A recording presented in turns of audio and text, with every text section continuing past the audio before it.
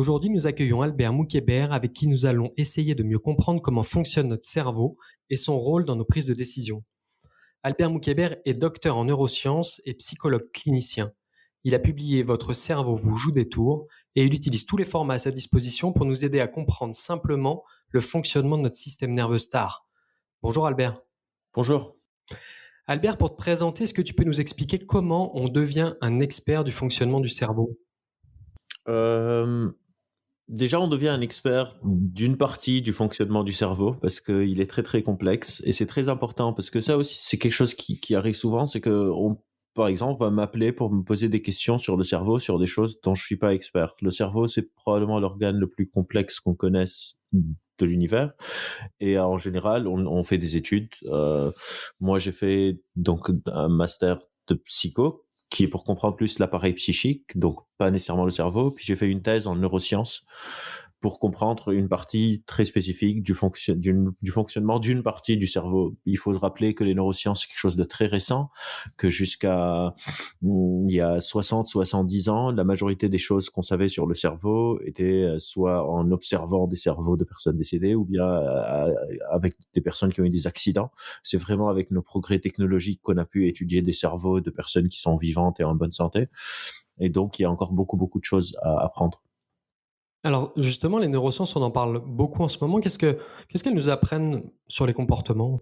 Alors, les neurosciences, c'est vraiment l'étude fonctionnelle du cerveau. C'est essayer de comprendre. C'est les bases biologiques de la psychologie. En gros, ça peut aller de comment est-ce que je vois, comment est-ce que mon cerveau traite l'information visuelle. Ça peut être des études sur les illusions d'optique, etc. Comment est-ce que je ressens des choses, la colère, la joie, le dégoût. Comment est-ce que je forme des opinions. Pourquoi est-ce que je change pas d'avis, mais aussi comment est-ce que mon cerveau se situe dans l'espace, comment est-ce que je bouge mes mains, comment est-ce que je bouge mes pieds, le libre arbitre, la conscience. Donc c'est très très varié. Certaines choses sont ce qu'on appelle fondamentales, donc elles ont pas, on apprend juste pour apprendre, elles n'ont pas d'application nécessairement pratique. Et d'autres formes ont des projections dans le monde réel, comme par exemple les interfaces homme-machine ou euh, certaines formes même d'opérations chirurgicales pour soigner certains troubles psychologiques. Par exemple, on peut faire des opérations chirurgicales pour soigner certains troubles obsessifs et compulsifs résistants. Et donc, c'est vraiment une palette très large parce que c'est un domaine qui est en pleine expansion parce qu'il est récent et peut-être c'est pour ça qu'on en parle beaucoup. On aime bien les choses qui sont nouvelles. Oui, et puis en matière de management, là, c'est vrai qu'on se situe plutôt dans le cadre de l'entreprise. Dans le management, il y a beaucoup de promesses. Alors, ça va développer son leadership, gérer les personnalités difficiles, recruter les meilleurs talents, manager avec ses émotions. Qu'est-ce qu'on peut vraiment attendre de l'apport des neurosciences en entreprise, selon toi?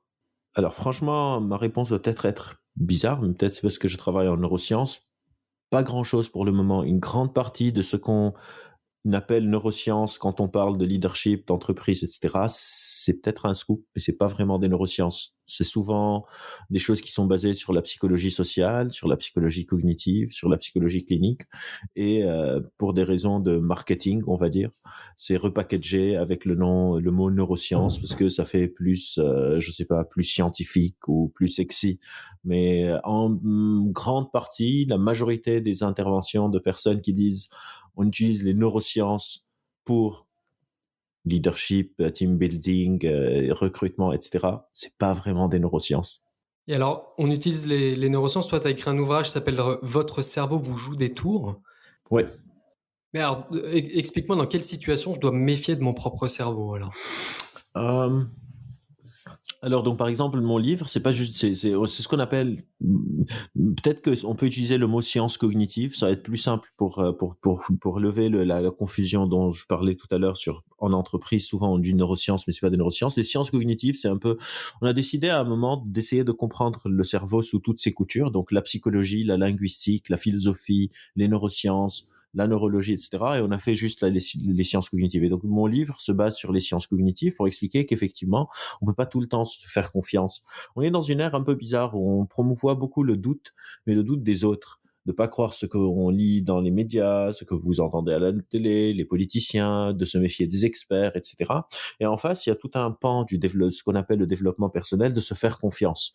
Faire confiance à ses intuitions, faire confiance à ses émotions, faire confiance à ses idées, etc. Et moi, je travaille un peu sur le contraire, sur pourquoi il faut plutôt se méfier de soi et faire confiance à l'autre. Et donc, dans le livre, j'explique que, en général, on peut relativement bien se faire confiance, mais il y a certaines situations où effectivement notre cerveau peut nous tromper, il vaut mieux déléguer à quelqu'un d'autre la prise de décision. Et donc, pour répondre à la question, ces moments-là, ça peut être par exemple quand je suis stressé, quand je suis fatigué, si je suis face à une culture que je connais pas, mais aussi des choses un peu plus techniques. Si par exemple je suis très attaché à un certain projet, je peux tomber dans ce qu'on appelle le raisonnement motivé, où je vais vouloir me convaincre que j'ai raison, indépendamment de si j'ai raison ou tort, parce qu'il y a un fort enjeu. Et dans ces cas-là, effectivement, mon cerveau, parce que c'est une sorte d'organe qui réorganise la réalité, peut me jouer des tours et me pousser à tomber dans l'erreur.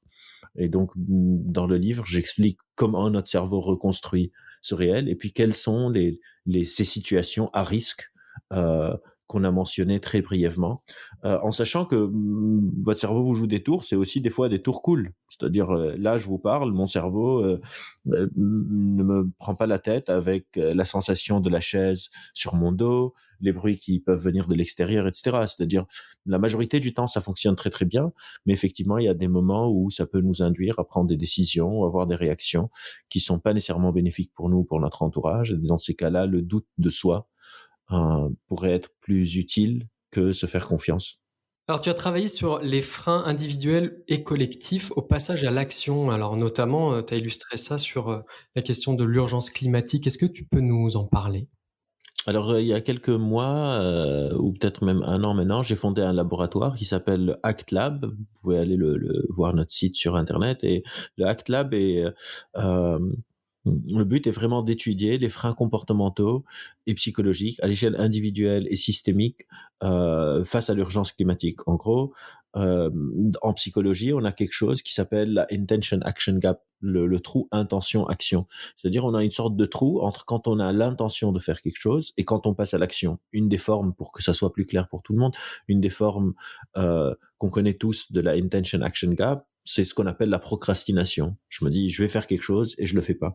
Et nous, au Act Lab, on s'est énormément intéressé au intention action gap face à l'urgence climatique. Parce que, en France, en tout cas, on n'a pas beaucoup de ce qu'on appelle les climato-sceptiques. Il n'y a pas beaucoup de gens qui vont dire le climat, on s'en fout ou bien ça n'existe pas. On a plusieurs marqueurs qui montrent que c'est un sujet qui intéresse la population française. Par contre, quand on regarde sur les actions, on fait pas vraiment grand chose. Peut-être qu'on prend pas de sac en plastique, peut-être qu'on recycle, mais on sait que ça, c'est pas nécessairement assez. Donc nous, on voulait étudier pourquoi est-ce qu'il y a ce gap énorme entre les intentions de personnes qui disent, donc ils ont la connaissance, qui disent que c'est un défi, c'est un des plus gros dangers qu'on affronte, et leurs actions, pourquoi est-ce qu'ils passent pas à l'action? Est-ce qu'ils savent pas quoi faire?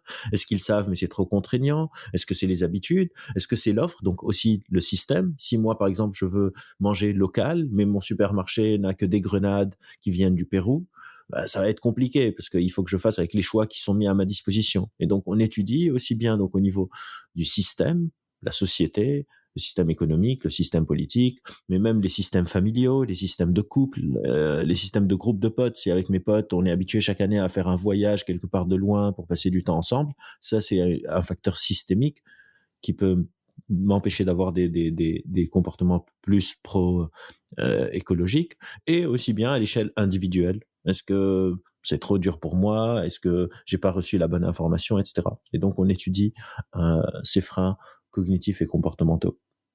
Et alors quand on est, un peu plus dos au mur que dans la théorie, avec une crise comme celle du Covid-19, quelle influence ça peut avoir sur ces comportements-là selon toi? Euh, alors, le Covid-19, c'est quelque chose d'assez particulier dans le sens où quand on a le dos au mur, on réussit à faire des choses qu'on ferait pas d'habitude, à changer nos habitudes d'un coup. Par exemple, c'est un peu comme une sorte de trauma. Par exemple, là, on est tous confinés, à part ceux qui travaillent dans les choses qui sont essentielles, à l'hôpital ou à l'alimentation, etc.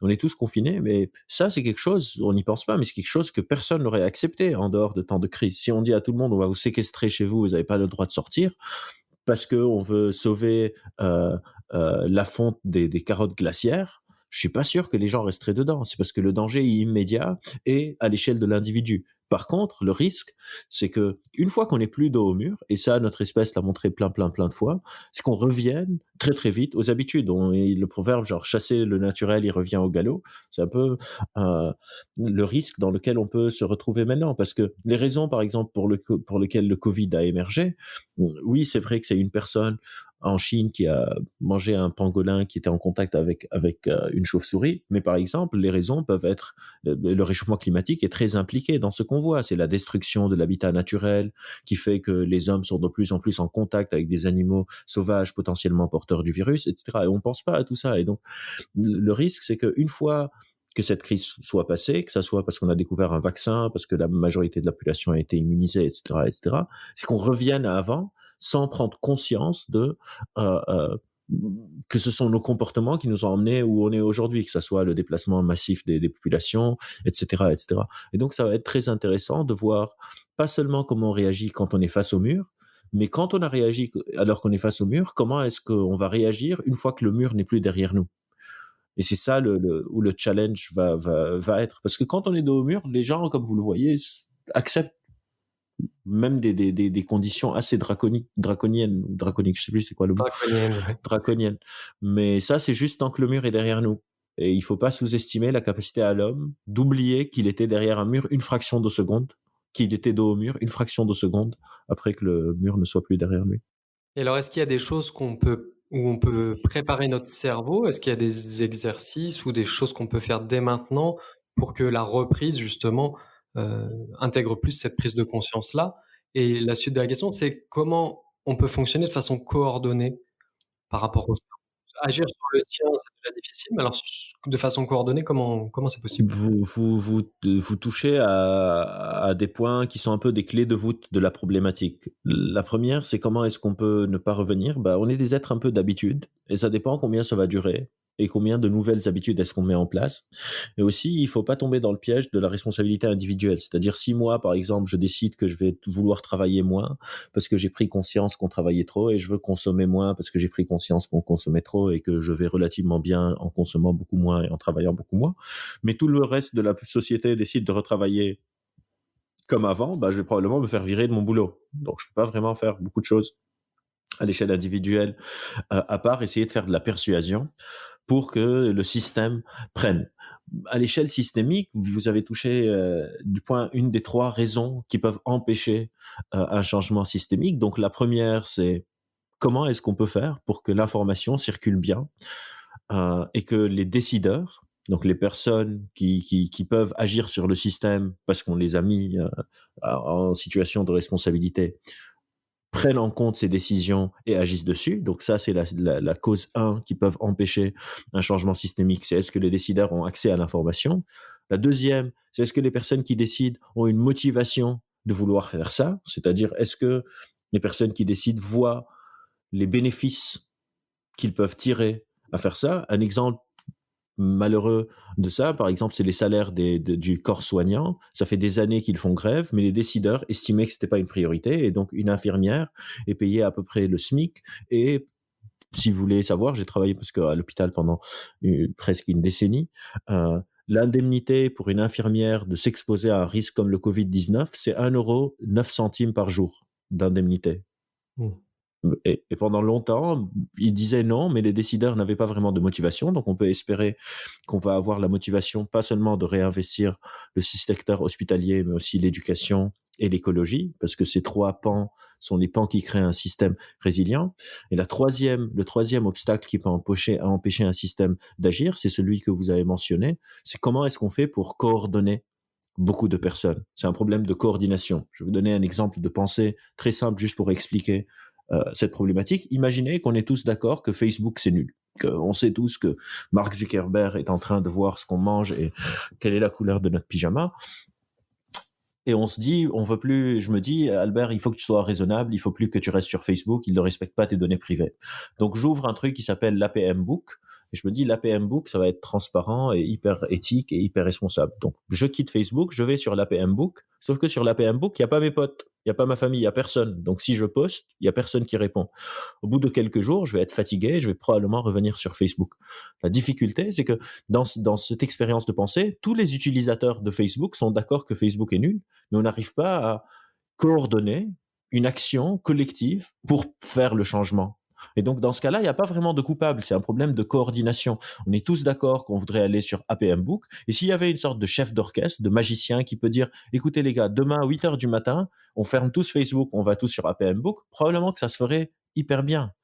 C'est juste que, effectivement, on a du mal à savoir comment coordonner ces choses.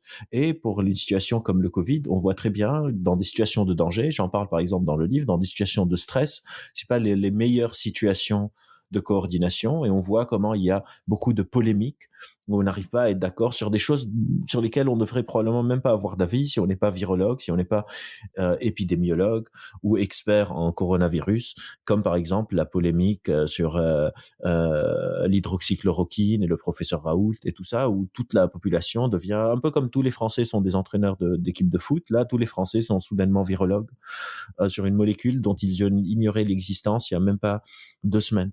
Et donc, c'est ces 3 obstacles qui peuvent nous empêcher. Est-ce que les décideurs ont accès à l'information qui peut aider le système? Est-ce qu'ils ont la motivation nécessaire pour faire ce changement? La motivation peut venir d'une pression populaire, d'une conviction personnelle, etc.